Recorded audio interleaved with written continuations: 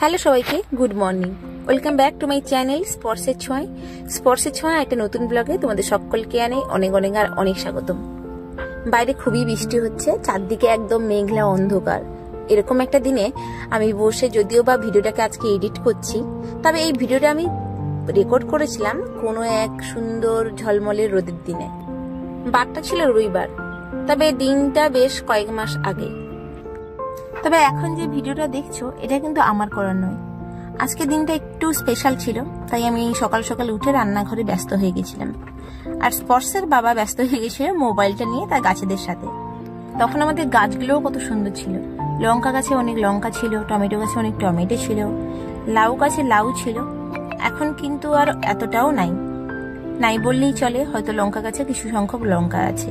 যাই হোক, ও এখন রান্নাঘরে ব্যালকনিতে এসে ভিডিওটা করছিল, আর এখানে আমি রান্না করছি। আজকে রান্নার ভিডিও করার আমার কোনো রকম ইচ্ছে ছিল না, কারণ অনেকগুলো রান্না করবো ভেবেছি, আর সবকিছু ভিডিও করতে করতে আমার মেন টাইমে হবে না, যেহেতু দুপুরবেলা প্রোগ্রামটা রয়েছে।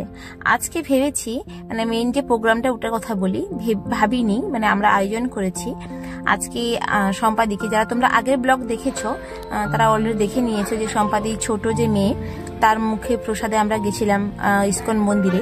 তো সে যখন 7 মাসের পেটে ছিল মায়ের, তখনই আমরা সম্পাদিকে সাধভক্ষণ দিয়েছিলাম, 7 মাসের সাধ। আর এখন আমার রান্না বান্না থেকে আয়োজন সব কমপ্লিট। যা কিছু রিচুয়ালস আছে, যদিও বা আমি খুব বেশি জানি না, তো ওইগুলো করার চেষ্টা করছি নিজের মতো করে।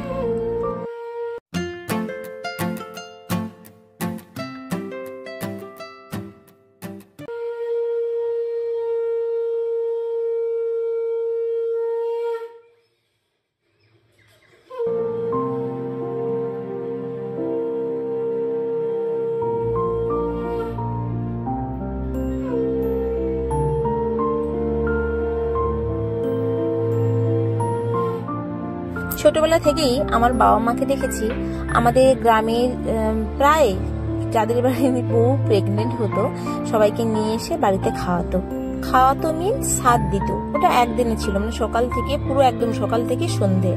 এমনি আত্মীয় স্বজনদের ঘরের কথা তো আমি বাদই দিলাম, কারণ ওনাদের বাড়ির কারোর কিছু হলে সেটা নিয়ে এসে 2-3 দিন রাখা হতো। যেদিন সাধ দেওয়া হচ্ছে ওদিন নিয়ম রক্ষাতে সবকিছু রান্না হতো ঠিকই, তবে পরে আরো 2-3 দিন থাকতো। প্রতিদিন একদিন হচ্ছে পিঠে পায়েস হলো, বিভিন্ন দিন বিভিন্ন কিছু করে খাওয়ানো হতো। তবে ওটা আত্মীয়দের বাড়ির কথা বলছি। এমনিতেও গ্রামের প্রায় জনদের আমি দেখেছি আমার মা বাবা বাড়িতে নিয়ে এসে সাধ দিত, এবং সেটা সকাল থেকে পুরো একদম সন্ধ্যে পর্যন্ত। যখন ছোট ছিলাম তখন হচ্ছে বসে বসে মাকে দেখতাম সাধের যে থালাটা সাজাতে, আর যখন একটু বড় হলাম তখন আমার দায়িত্ব ছিল ওই সাধের যে থালাটা ওটাকে ভালো করে ডেকোরেশন করা। যা দেখেছি মানে তার মধ্যে যা কিছু মনে রাখতে পেরেছি সেই সবই ট্রাই করলাম, কারণ আমরাও হঠাৎ করে মানে আয়োজন করেছি বাড়িতে, ফোন করেও আর জিজ্ঞাসা করা হয়নি সেইভাবে। তো যদিও আমি ছোট, কিন্তু যা যা মা করতো আমি সবই করে দিয়ে। তবে সত্যি কথা বলতে কি, এই রিচুয়ালস গুলো করতে আমার খুব ভালো লাগছিল, বেশ গিন্নি মনে হচ্ছিল আমাকে।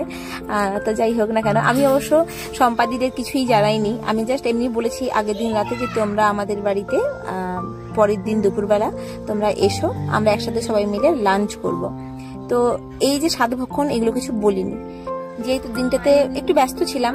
বুঝতেই পারছো যে খুব বেশি যে আমি ভিডিও করেছি এরকম না, ছোট একটা ভিডিও ছিল, ওটাই আমি শেয়ার করলাম, যেটা স্মৃতি হিসেবে থেকে যাবে। আর যারা আগের ভিডিওতে দেখেছো, দিদির কিন্তু মেয়ে হয়েছে, আর সে এখন 5 মাসে হয়েও গেছে, আবার কিন্তু নতুন করে দিদি প্রেগনেন্টও নয়। তো যাই হোক, ওই দিনটাতে আমরা তো খুবই মজা করেছি। তোমাদের এই ছোট্টখানি ক্লিপ দেখতে কেমন লাগলো অবশ্যই জানিও। তো চলো, এখানেই এখন বন্ধ করছি ব্লগটা।